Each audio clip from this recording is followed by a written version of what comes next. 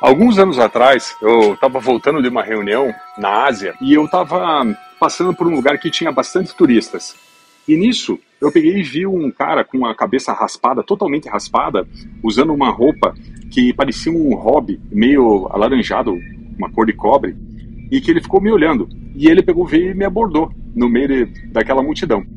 E ele ficou me contando uma história de que ele era um monge e começou aí longe com essa história e com um sorriso, assim. Nisso, as pessoas que estavam passando no local, as pessoas que eram locais dali, quando elas passavam por trás dele, elas faziam um gesto para mim, um gesto assim, saia, saia, não dê conversa, saia. Elas pediam para que eu saísse dali, elas estavam afobadas. Essas pessoas, e ele também, deduziram que eu era um turista em Tsintsachui. Eles não sabiam que eu morava ali. E eu tinha lido no jornal, e também uma amiga minha que era local tinha me contado, que algum tempo atrás, um desses fake monks tinha abordado duas turistas. Elas se encantaram tanto com aquela conversa que elas acabaram até fazendo ele pediu por uma doação e elas acabaram fazendo uma doação para ele, uma doação em dinheiro. E ele, para retribuir essa doação em dinheiro, ele pegou e falou que iria abençoar elas. Com alguma coisa, abençoar alguém que elas amassem. Elas ficaram assim meio atônitas, não sabiam o que fazer. E ele pegou e apontou para um colar que uma delas estava usando, uma corrente de ouro, que tinha duas crianças nesse colar. A turista pegou e tirou esse colar e entregou para ele. Ele tinha uma espécie de um pano, alguma coisa assim na mão, e ele pegou e colocou o colar dentro desse pano e começou a fazer uma espécie assim de um embrulho, como se fosse um origami, alguma coisa assim. E ao mesmo tempo ele foi fazendo algo como se fosse uma reza.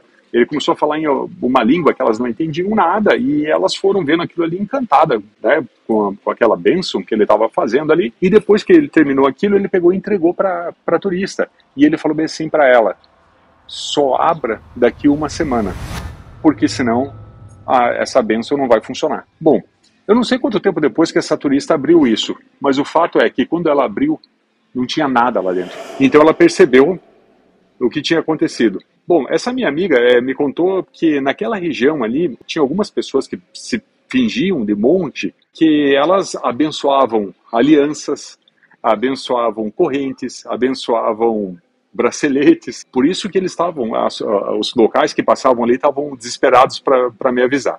E você pode estar se perguntando assim, mas como é que pode alguém cair numa conversa dessa? O turista acreditar nisso?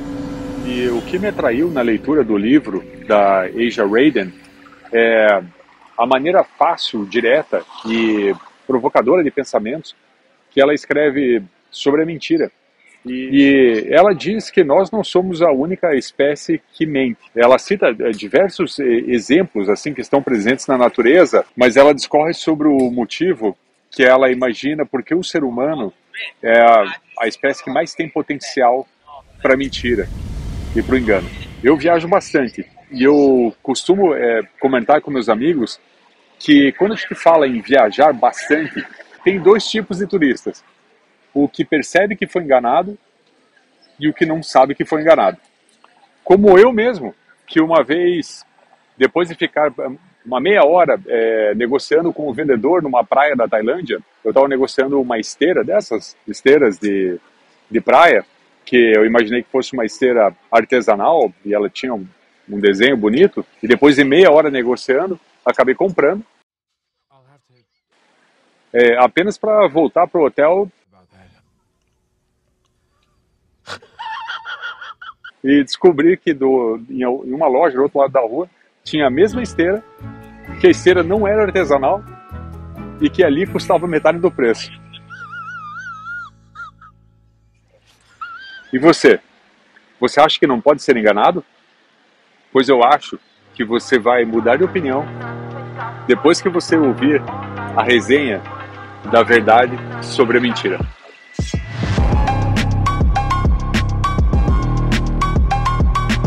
Já na introdução, a autora faz a pergunta que leva a gente à reflexão. Por que você acredita no que você acredita? E eu gosto do tema do raciocínio crítico, que envolve, entre outras coisas, procurar entender por que duas pessoas têm percepções tão diferentes sobre a realidade. Você já viu alguma coisa acontecer bem na frente de você, quando você está junto com outra pessoa e vocês presenciam aquilo e a opinião de vocês sobre uma coisa que vocês acabaram de ver é completamente diferente, que até parece que vocês não presenciaram a mesma coisa. A autora explora um pouco esse tema da percepção, então ela organizou o livro em 3 partes. Mentiras que contamos uns para os outros, mentiras que contamos para nós mesmos e mentiras que todos nós concordamos em acreditar. Bom, vamos começar explicando quem é essa autora e como que ela teve a ideia para escrever esse livro. Ela teve a ideia de escrever a verdade sobre as mentiras após ela ter escrito um livro sobre joias, que virou até best-seller no New York Times. A Aja Raiden estudou física e história antiga na Universidade de Chicago, e durante esse tempo ela trabalhou como chefe da divisão de leilões de uma joalheria. Então a Raiden, ela é uma joalheira experiente. E ela diz: meu primeiro livro, Stone, era ostensivamente um livro sobre joias, mas em sua essência, Stone procurou responder a uma única pergunta: por que as pessoas valorizam o que valorizam? Quanto mais eu pensava sobre isso, mais eu começava a ver uma outra coisa nessas histórias. Percebi que quase todas as histórias em Stone, seja sobre um escândalo em torno de um colar roubado, uma ilha comprada com contas de vidro, ou a invenção do anel de noivado de diamante, tinha uma mentira bem no centro. E o primeiro capítulo é sobre a Big Lie, ou a grande mentira. Segundo a Aja Raiden, a grande mentira é quando alguém faz uma alegação escandalosamente inacreditável, com total confiança. Ela diz que nenhuma prova é necessária, que o poder da grande mentira está na audácia do mentiroso. O engano funciona inteiramente no fato de que nenhuma pessoa razoável pode acreditar que outra pessoa aparentemente normal mentiria descaradamente sobre algo assim. A sociedade precisa compartilhar uma ideia de realidade para que ela possa funcionar. Porém, a crença em uma realidade objetiva compartilhada pode ser explorada por alguém que mente descaradamente. E um exemplo que ela cita é o do Gregor MacGregor. O Gregor era um soldado escocês que em 1811 foi parar na América do Sul. Ele estava atrás de fortuna, de glória. Na maioria das vezes ele estava atrás de fortuna. E ele virou mercenário e foi até a costa do Panamá, onde ele encontrou um assentamento espanhol. E em 1822 ele retornou a Londres e agora ele se apresentava como Príncipe Gregor I, príncipe de uma nação caribenha chamada Poiás. E o MacGregor começou a visitar a mídia para falar sobre a tal da Poiás. E ele tinha várias ilustrações que mostravam como seria essa Poiás, e que tinha água limpa, que tinha solo fértil, e que tinha rios com pedras preciosas, que tinha ouro também em Poiás. E ele mostrou também um livro sobre Poiás, que havia sido escrito por um capitão, que meio que corroborava o que ele dizia. E que Poiás já tinha até uma capital, chamada St. Joseph, que ele dizia que era cheio de estradas, edifícios públicos, tinha banco, porto de águas profundas. E ele dizia que o país era cheio de nativos amigáveis e que estavam prontos para o trabalho. E aqui a autora faz um ponto para falar sobre viés cognitivo. Então, ela vai falar sobre um viés conhecido como viés de honestidade. Bom, os vieses cognitivos são erros sistemáticos da cognição que ocorrem no processamento das informações que coletamos do mundo ao nosso redor. São limitações existentes em nosso processo de pensamento. E o viés de honestidade é uma espécie de um atalho mental no qual aceitamos como verdade qualquer coisa que nos seja apresentada. Os aristocratas da Inglaterra rapidamente começaram a acreditar no MacGregor. E assim eles começaram a influenciar as outras classes sociais também. E aqui aparece mais um viés cognitivo, que é o viés da autoridade. Portanto, se havia um capitão, se havia um livro sobre aquilo, e tanta gente importante confirmando esse investimento, então deveria ser verdade. E o MacGregor começou uma turnê na Inglaterra com uma comitiva nativa, e ele falou sobre Poiás, deu entrevistas, fez exposições e conseguiu 200 mil libras de um banqueiro. E até o rei o nomeou cavaleiro, esperando algo em troca desse novo reino de Poiás. E assim funciona a grande mentira. Cada mentira menor que foi anteriormente acreditada estabelece as bases para que a próxima mentira seja vista como mais verdadeira. E o MacGregor abriu escritórios em Edimburgo, em Glasgow, começou a vender propriedades nesse reino, fazendas para quem gostaria de ser colono nesse novo reino de Poiás, e para quem já era rico na época e gostaria de se tornar um aristocrata, ele vendia posições dentro do governo de Poiás. Vendeu monopólios de exploração e vendeu até mesmo dinheiro, porque agora, segundo MacGregor, Poiás teria sua própria moeda e ele estava trocando essa moeda por libra esterlina. Tanto que o MacGregor fez que ele finalmente enviou 7 navios cheios de colonos que haviam vendido tudo para ir morar em Poiás. E aí a história se torna dramática, porque quando eles chegaram, eles até pensaram que não estavam no lugar certo. Não tinha cidade, não tinha nativos esperando eles, não tinha comida, era um pântano cheio de mosquitos. E esses colonos tentaram sobreviver de qualquer maneira naquele lugar, em meio à malária, à febre amarela. Mas foi somente quando um barco britânico que estava voltando de Belize, que passou próximo desse local, que avistou eles, que conseguiu resgatar. E a maioria deles havia morrido naquele local. E esse pequeno grupo que conseguiu retornar à Inglaterra contou a história de que Poiás não existia, que MacGregor inventou tudo aquilo. E você pode estar pensando agora que esse foi o final do MacGregor, certo? Não foi. Muita gente ainda acreditava nele. E, surpreendentemente, algumas vítimas continuavam acreditando nele. Eles achavam que os barcos que levaram esses colonos desembarcaram eles em algum lugar errado, ou que alguém sabotou a viagem, algum parceiro do MacGregor ou algum rival.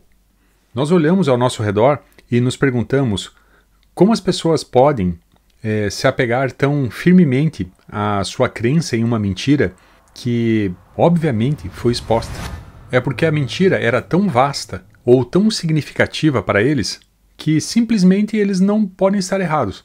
Não sobre isso. A potencial dissonância cognitiva é destrutiva demais para a visão de mundo da pessoa.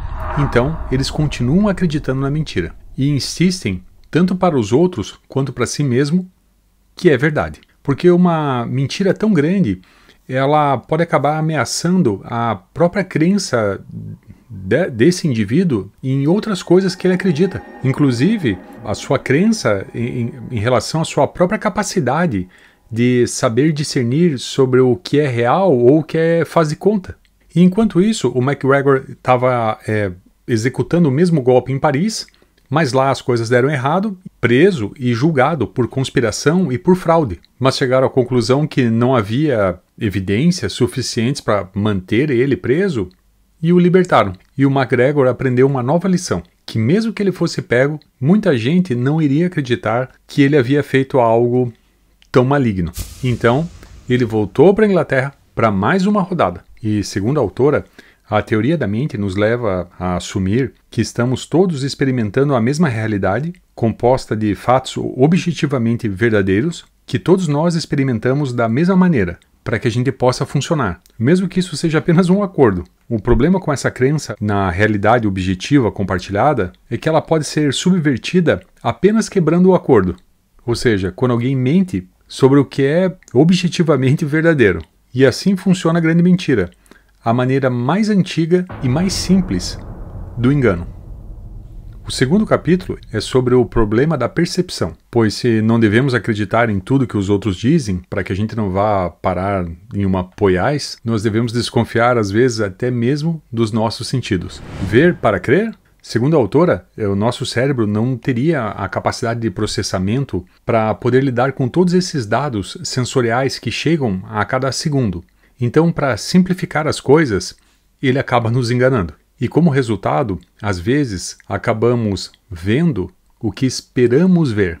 E ela fala sobre esse fenômeno ser a base para alguns truques de mágica ou até mesmo fraudes, como aquele jogo do copo, que tem uma bolinha e alguém coloca essa bolinha debaixo de um copo e uma pessoa tem que tentar adivinhar em qual copo que a bolinha está. O manipulador desse jogo explora essa falha em nossa percepção para distorcer e manipular a nossa percepção de realidade. A diferença entre a grande mentira e essa mentira do jogo do copo é que essa é uma mentira física. O manipulador desse jogo, ele faz você ver o que ele deseja que você veja, fazendo você acreditar e confiar no que você viu. E a tática é tão eficiente que ela funciona até mesmo em um vigarista, o que é irônico. Mas a verdade é que vigaristas também costumam cair em golpes. E ela fala o seguinte, que o golpe em si não está nos copos ou na bolinha. O golpe está na aceitação de participar de algo que parece um jogo, mas não é. Como nossa atenção consegue focar apenas em uma coisa de cada vez, o nosso cérebro usa atalhos para montar uma representação minimamente coerente da realidade. Alguns mágicos dão até nome para isso. A dupla famosa Penn e Teller, eles chamam de fraude cotidiana da percepção. Mas se o nosso cérebro fabrica grande parte do que a gente vê, escuta ou sente, não baseado nessa entrada sensorial, mas sim em uma expectativa individual do que ela seria, o quanto de certeza ou confiança a gente pode ter desses fatos? O problema com a percepção é que grande parte das coisas estão em nossa mente. E ela diz que esse sistema não é um sistema de transmissão infalível de fatos do mundo para nossos cérebros. Não é um registro exato desses fatos. O que faz com que a nossa percepção, às vezes, se assemelhe a uma opinião sobre a realidade. E no terceiro capítulo ela fala sobre uma terceira mentira, que seria uma mentira de tamanho médio. A mentira que envolve a percepção no jogo do copo, ela funciona bem para truques mágicos e golpes de rua. Diferente da grande mentira que propaga ficções absurdas, gigantescas, persistentes e difíceis de serem desbancadas. E a mentira de tamanho médio seria quando alguém utiliza uma evidência honesta de maneira desonesta.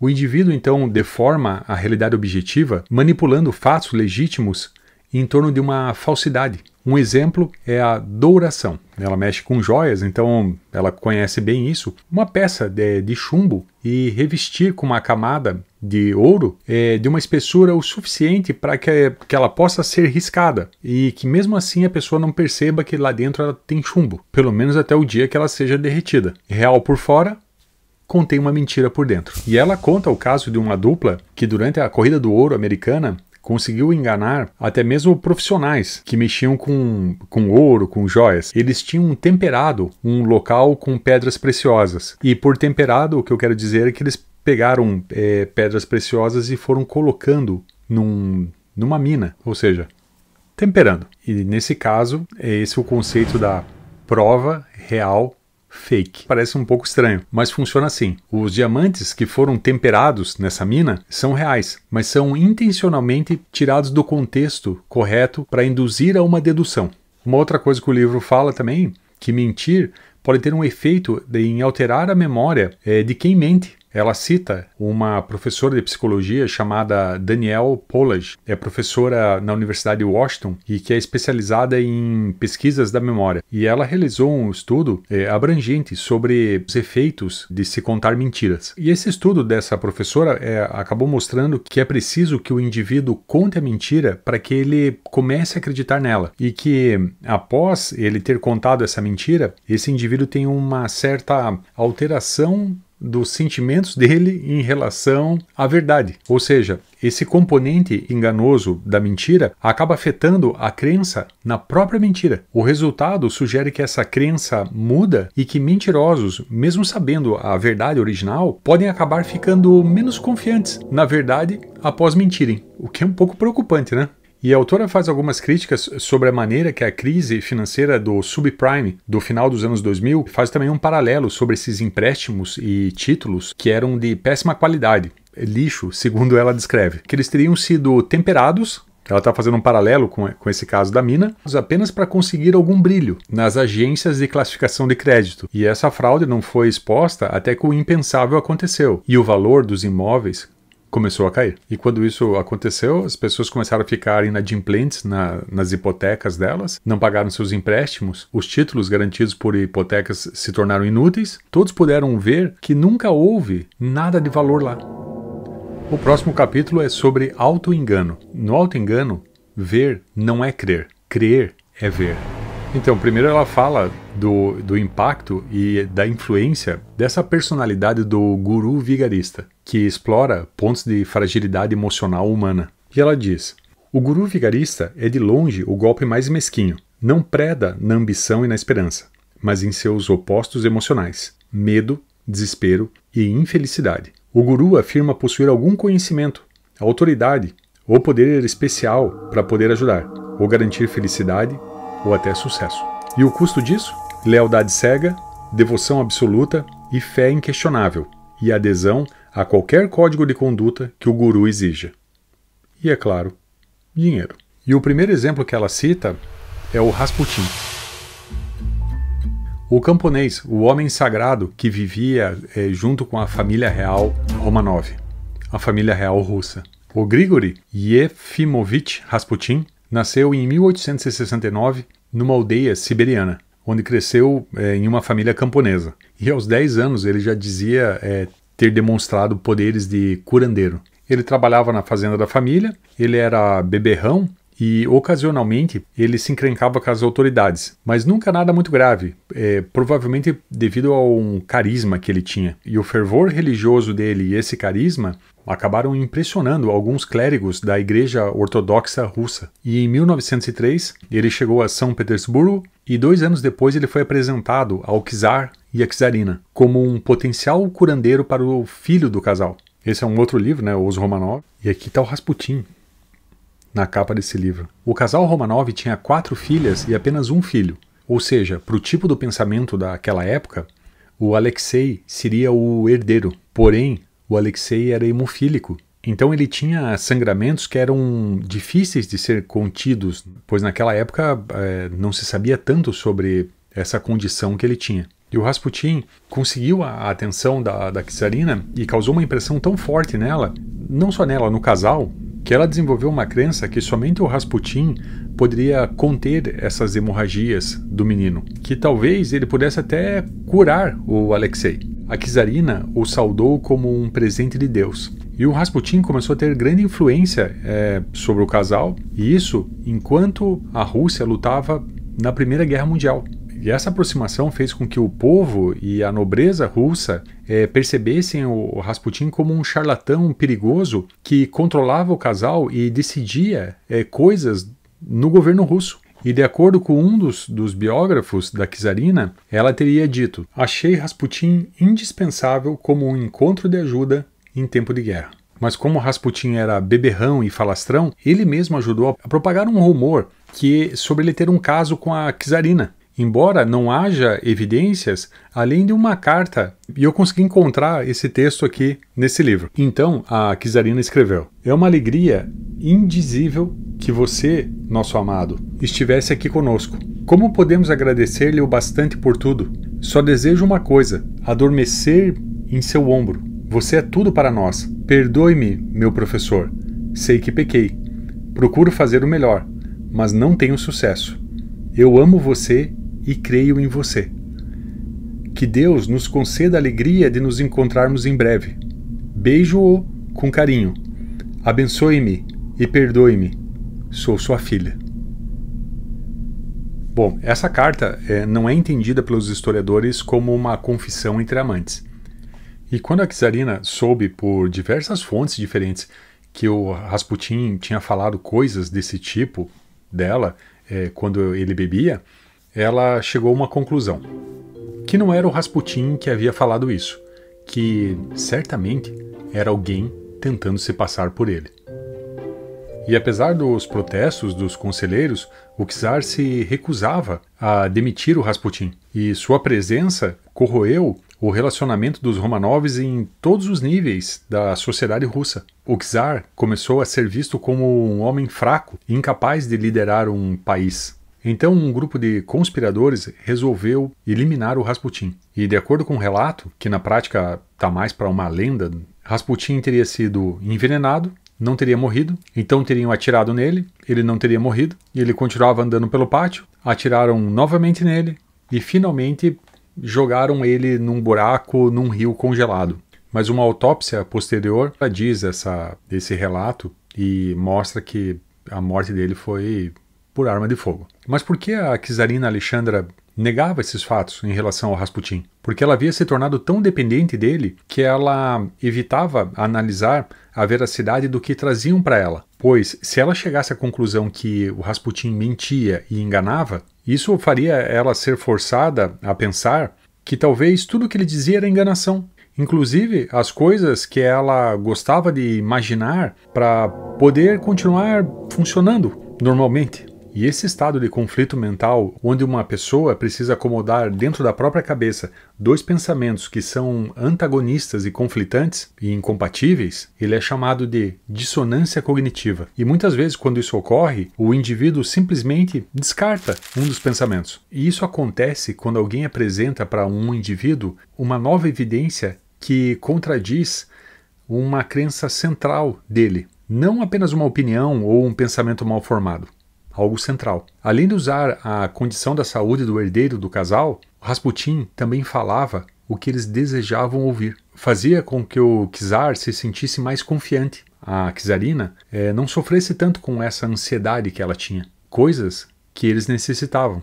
Uma outra técnica que os gurus acabam utilizando é o chamado efeito Barnum, que é falar coisas vagas e a pessoa-alvo interpretar como se fossem coisas específicas a ela. E eu já vi isso acontecer uma vez, eu já contei uma parte aqui num vídeo e agora eu vou contar um pouco mais disso. Que eu vi uma pessoa se apresentando dentro de uma livraria e falando coisas vagas sobre trabalho, usando jargões que são usados em reuniões de empresas grandes, um papo assim um pouco motivacional, com um tom meio metafísico, meio místico, finalizando dizendo como que ele poderia ajudar a pessoa a se desenvolver ou destravar o potencial dela, uma coisa assim. Uma das pessoas que estava assistindo pediu a palavra e começou a falar para ele que ela não sabia exatamente por que ela tinha ido nesse dia, mas que viu uma razão agora. Essa pessoa percebeu que o que ele tinha falado fez muito sentido para ela.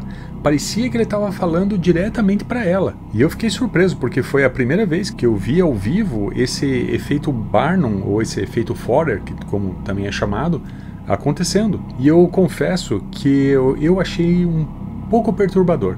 O pretendente a guru que utiliza esse efeito Barnum geralmente também utiliza uma técnica que parece uma batalha naval com a pessoa-alvo. Ele vai jogando frases vagas e ele vai anotando mentalmente a resposta dessa pessoa. Como que ela reage em relação a essas frases vagas. E ele vai adaptando, vai refinando para tentar acertar essas perguntas cada vez mais no alvo. E a autora fala também do caso de 3 jovens irmãs do início do século XIX, conhecidas como Irmãs Fox. Praticamente iniciaram um movimento que envolvia o sobrenatural. A ideia básica por trás desse movimento que elas iniciaram era que fantasmas são reais e que somente algumas pessoas especiais poderiam conversar com eles. Nesse caso, as pessoas especiais eram elas mesmas. O curioso é que o movimento iniciado por elas, ainda crianças, começou por tédio, porque elas estavam entediadas e inventaram uma brincadeira, uma maneira de estalar as juntas dos pés. E elas começaram a brincar, fazer esse barulho com as juntas dos pés e começaram a brincar que a casa estava assombrada e que esses estalos eram respostas de fantasmas. Só que a mãe dela ficou tão assustada com essa brincadeira que elas estavam fazendo que enviou as irmãs para morar com uma irmã mais velha que morava numa cidade chamada Rochester. Isso na mesma época que novos cultos e até novas religiões estavam surgindo nessa mesma cidade. E segundo a autora, foi ali que a coisa fugiu do controle. Elas começaram a ter seguidores e começaram a fazer seances para as pessoas ricas da área. E segundo a Asia Raiden, cada vez mais elaboradas. E ela destaca o caso do escritor e inventor do Sherlock Holmes, o Sir Arthur Conan Doyle, e o desentendimento que ele teve com o mágico, que era amigo dele, o Harry Houdini. A esposa do Conan Doyle fazia seances, e o Houdini, que era ilusionista, participou de uma dessas seances organizada pela mulher do Conan Doyle. O Houdini tentava falar com a mãe dele, que havia morrido. E entregaram para o Houdini uma carta, e nessa carta tinha um inglês perfeito. Porém, a mãe do Houdini era imigrante e ela nunca soube falar inglês corretamente. Isso fez com que o Houdini não acreditasse nisso. E o Houdini começou a se apresentar em todos os lugares, tentando expor essas pessoas que faziam isso, replicando o que essas pessoas faziam. Algum determinado tipo de barulho ou alguma coisa assim, ele fazia igual e mostrava como que era o truque. E ele achava que o Conan Doyle, que escrevia sobre um detetive que usava o raciocínio crítico, o Sherlock Holmes, né? Que ele achava que, curiosamente, o Conan Doyle não usava raciocínio crítico em relação a isso, porque tinha acontecido a Primeira Guerra Mundial e o Conan Doyle tinha perdido um filho dele tinha morrido na Primeira Guerra Mundial, e isso tinha impactado a vida dele e ele queria se comunicar com o filho através de uma sessão dessas. E como muitas famílias haviam perdido entes na Primeira Guerra Mundial, havia uma demanda muito grande para esse tipo de serviço. E o Houdini achava que quem fazia isso explorava a dor e o luto das pessoas. Inclusive tem um livro do Houdini, Cambridge, onde ele chegou a detalhar quais seriam esses truques. Voltando àquelas 3 meninas que iniciaram esse movimento, em 1888 a Margaret Fox brigou com a irmã mais velha, que era líder de um desses movimentos. Então ela apareceu na Academia de Música de Nova York e ela confessou: minha irmã Kate e eu éramos crianças muito pequenas quando esse engano horrível começou. Ela explicou ainda que muitas pessoas, quando ouvem o ruído, imaginam imediatamente que os espíritos os estão tocando. É uma ilusão muito comum. Ela até deu uma demonstração na qual tirou o sapato, colocou o pé em um banquinho e começou a criar os sons da batida. Bizarros, mas familiares. O New York Herald relatou: havia uma viúva de vestido preto e rosto afiado, trabalhando o seu dedão do pé e declarando solenemente que foi dessa forma que ela criou a emoção que levou tantas pessoas ao suicídio ou insanidade. Em um momento foi ridículo, no outro foi estranho. E a autora, ela fala que quando um golpe não envolve objetos físicos, quando é inteiramente baseado no sobrenatural, é impossível de expor. E ainda sobre gurus, ela vê um link entre gurus e política. Ela cita que sem a aparição de um Rasputin, não aconteceria a ascensão de um Lenin na Rússia.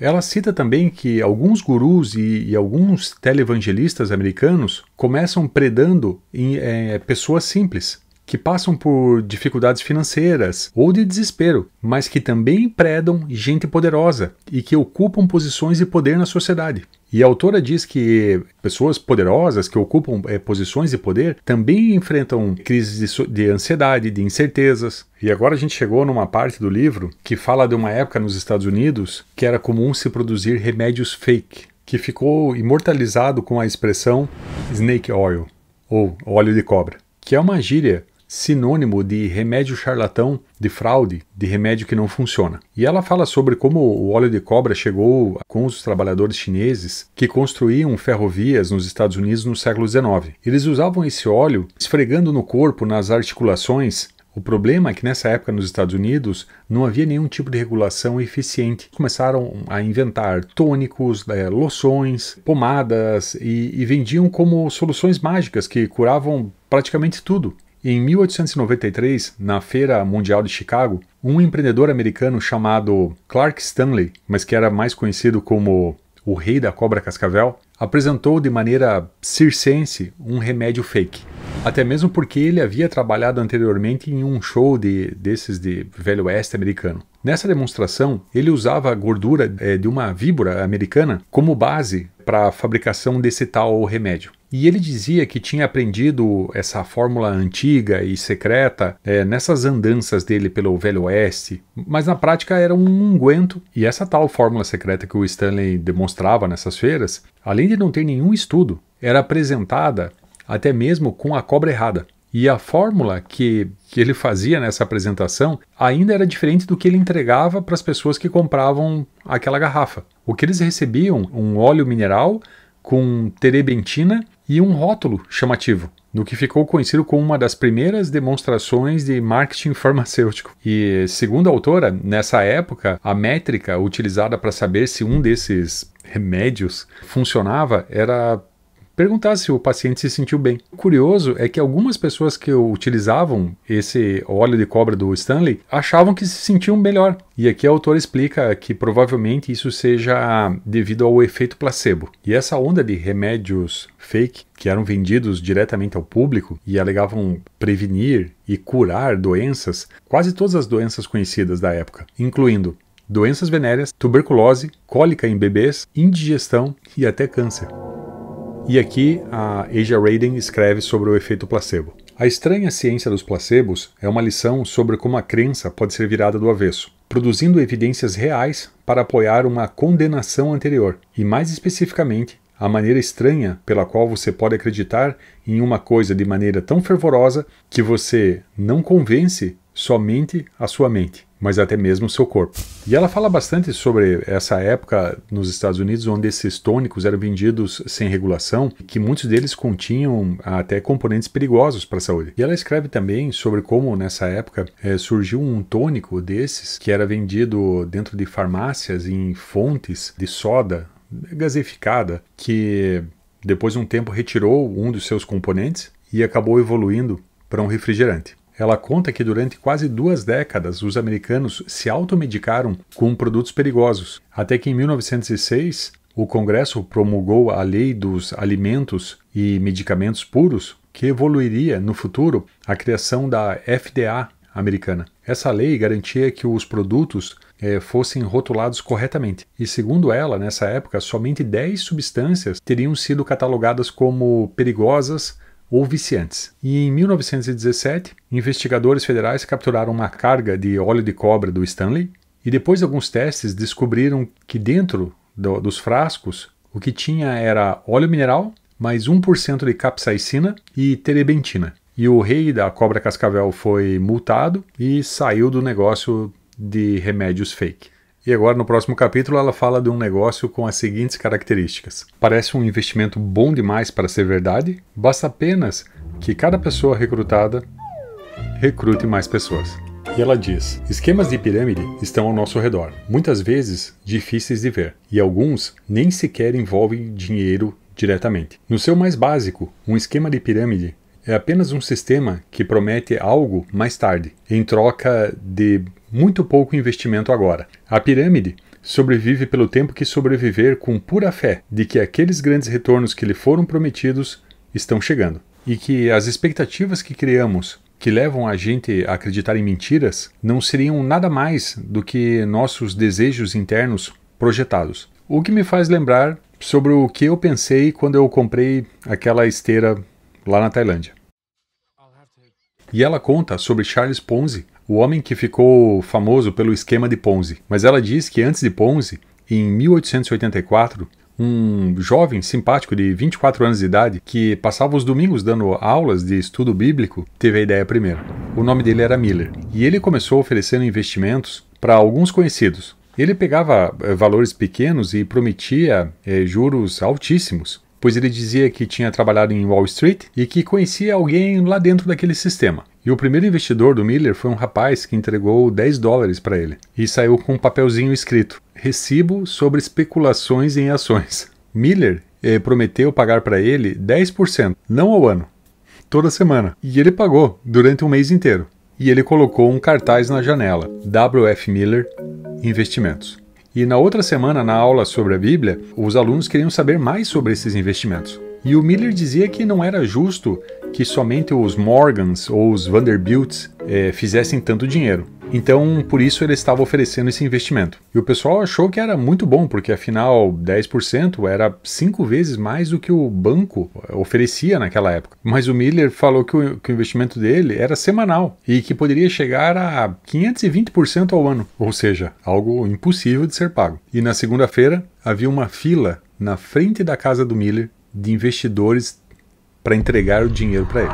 E ele foi rolando isso. Ele pegava o dinheiro dos investidores, pagava o combinado no final de semana. Poucas semanas, praticamente a vizinhança inteira tinha dinheiro investido com o Miller. E em agosto ele já tinha empregados. Em outubro ele saiu do pequeno escritório que ele tinha para alugar o prédio inteiro. E agora ele não emitia mais papeizinhos. Ele era William F. Miller, Franklin Syndicate, Bankers and Brokers. E no anúncio dele estava escrito: com um investimento de apenas $10, você pode ter um lucro de $52 ao ano. E foi assim que o Miller ganhou o apelido de Miller 520. Em novembro, ele tinha mais de 12 mil investidores. O Miller colocou anúncios nos jornais por todo o país. Ele também pagava por artigos nesses jornais. E é estimado que após um ano, o Miller fazendo esse tipo de negócio, se é que é possível chamar de negócio isso, que o Miller tenha arrecadado aproximadamente, em dinheiro corrigido, em dinheiro atual, $1 bilhão. Uma investigação foi iniciada e foi descoberto que Miller nunca foi membro da Bolsa de Valores de Nova York e que nem licença para operar ele tinha. A questão era, afinal ele investia esse dinheiro ou ele tinha montado uma pirâmide? Em novembro, o jornal New York Times publicava uma manchete que a companhia Miller foi encontrada deserta, totalmente vazia, e o Miller 520 tinha desaparecido. Foram alguns meses de investigação para poder encontrar o Miller 520 andando em uma praça em Montreal, no Canadá. Eles conseguiram levar o Miller para os Estados Unidos e ele foi preso. E aqui a autora diz que o Miller talvez tenha aprendido o básico sobre como fazer pirâmides em Wall Street. E ela se pergunta se os investidores aprendem alguma coisa com esses exemplos, como esse do Miller 520 ou do Ponzi. E ela acha que não. E ela cita esse caso do Bernie Madoff, que em 2008 ficou conhecido como o maior caso de pirâmide financeira do mundo. E a Aja Raden fala também sobre marketing multinível. Em vez de uma grande pirâmide, na qual todos em todos os níveis pagam o topo e são pagos pelo topo, o marketing multinível é uma pirâmide gigante feita de inúmeras subpirâmides. Por causa dessa estrutura de subpirâmide, a pirâmide maior é menos propensa ao colapso inevitável. E ela fala sobre a regra dos 70%, que em 1979 a Corte Americana definiu que uma empresa de marketing multinível americana não seria uma pirâmide, porque exigia que sua força de vendas vendesse pelo menos 70% dos produtos, e que vender significa vender, não significa guardar. E a autora diz que algumas empresas americanas de marketing multinível escapam desse tipo de regulamentação nos Estados Unidos, contando apenas os produtos que os distribuidores têm para revenda. E ela afirma que uma dessas empresas perde metade dos seus distribuidores todo ano, o que mostra que não é um negócio sustentável, que a maior parte das pessoas não tem ganho financeiro. E ela fala também sobre Bitcoin e fala até sobre outros temas, que eu não vou abordar aqui. E essa é a maneira que ela encerra esse capítulo. A civilização é impossível sem confiança, e a confiança é um ato voluntário. Nós escolhemos acreditar em certas coisas, como você deve parar quando a luz está vermelha, e depois confiar que todos os outros escolherão acreditar junto com você e fazer o mesmo. Escolhemos confiar, em outras palavras, em uma estrutura deliberadamente criada e mutuamente concordada para a nossa realidade. Todos nós fingimos juntos. Temos que, ou todas as nossas pirâmides desmoronariam. E agora, mentiras que concordamos em acreditar. Se uma mentira é reconhecida e funciona como uma verdade, existe alguma diferença funcional entre elas? Se uma civilização inteira acredita que certos objetos têm valor ou poder e todo mundo se comporta como se tivessem, então eles possuem. E uma réplica falsificada com extrema qualidade que funcione da mesma maneira terá todas essas atribuições, enquanto todos acreditarem que é autêntica, o que leva ao pensamento. Se uma coisa só precisa ser acreditada para ser eficaz, houve realmente alguma coisa para se valorizar além da crença? Bom, é um pouco confuso, né? Isso que ela está propondo aí, mas eu acho que em algum momento da vida a gente faz algum tipo de pergunta desse tipo. Eu mesmo já me perguntei sobre coisas desse tipo. Eu me lembro quando eu enfrentei uma fila gigante para entrar no Museu do Louvre para ver o quadro da Mona Lisa. E depois de ver o quadro, daquela odisseia ali para chegar para ver o quadro, fiquei pensando, será que esse quadro é verdadeiro? Será que eles colocaram o quadro verdadeiro aqui em exposição? E se não for? E para mim, como visitante, tem alguma diferença se não for?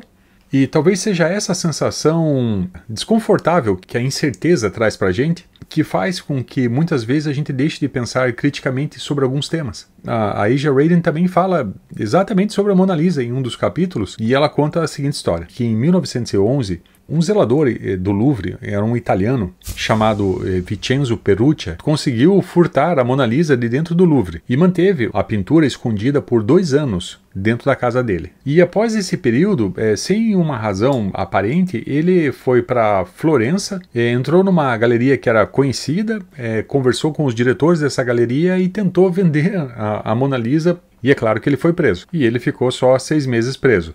E ele alegou que ele tinha roubado a Mona Lisa uma razão de patriotismo, porque, segundo ele, o Louvre estava cheio de obras de pintores italianos, e ele contou essa história aí. E essa história é conhecida, inclusive dá para ver no próprio site do Museu do Louvre. Só que a história que não é tão conhecida em relação a isso é que alguns anos antes desse furto da Mona Lisa, um argentino chamado Eduardo de Valfierno tinha feito amizade com um grupo de colecionadores americanos. E ele tinha ganho a confiança desses colecionadores. E ele havia contado para cada um desses colecionadores, separadamente, que ele tinha uma maneira de conseguir a Mona Lisa. E cada um desses colecionadores concordou em comprar esse quadro por um valor astronômico. Enquanto isso, o Valfierno conhecia um falsificador francês. Ele encomendou 6 cópias perfeitas da Mona Lisa. E quando esse falsificador terminou essas cópias, ele enviou para o Valfierno. E em 1911, o Valfierno pagou o zelador italiano para furtar a Mona Lisa. E durante o tempo que a Mona Lisa foi furtada do Louvre e ninguém sabia onde ela estava, o Valfierno vendeu as 6 cópias, uma para cada colecionador. E o Valfierno assegurava para cada um desses colecionadores que eles estavam com a Mona Lisa verdadeira. E cada colecionador começou a imaginar que a Mona Lisa que eles tinham comprado do Valfierno era a verdadeira Mona Lisa do Louvre. E o Valfierno tinha combinado com eles que uma cópia, uma Mona Lisa falsificada, ia ser entregue para o Louvre e que não implicasse esses colecionadores. E o trato era que cada colecionador jamais comentasse que teria comprado a Mona Lisa verdadeira, que isso teria que ficar na coleção pessoal do colecionador. E isso explica porque o Perugia furtou o quadro. Tudo fazia parte de um golpe. E a autora aqui faz a mesma pergunta que eu me fiz quando eu fui ao Louvre. Será que essa Mona Lisa é real? O que se sabe é que ele tinha ainda uma dessas Mona Lisas, porque 25 anos depois, ele repetiu o golpe e vendeu novamente para mais 5 colecionadores. A diferença é que dessa vez ele disse a esses colecionadores que ele havia mantido a Mona Lisa verdadeira e que ele retornou uma falsa para o museu. E eles acreditaram nessa conversa do Valfierno, que agora se apresentava como um idoso que estava vendendo a Mona Lisa que ele tinha furtado. Quer dizer, vender uma para cada um deles. E depois de você ter visto toda essa resenha, todos esses exemplos, você ainda acha que não pode ser enganado? Esse livro é o livro da Asia Radin?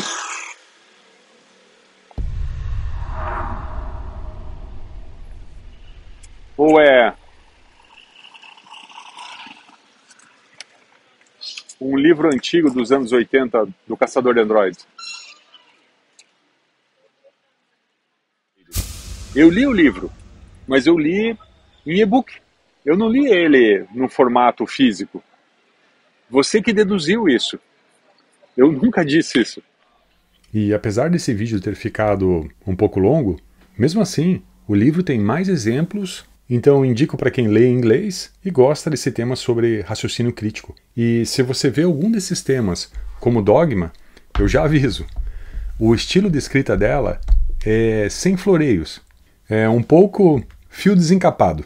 E sobre raciocínio crítico e a brincadeira com o livro físico, a dedução rápida pode levar a uma conclusão errada. Se a hipótese que formulamos não tiver base na realidade, simplesmente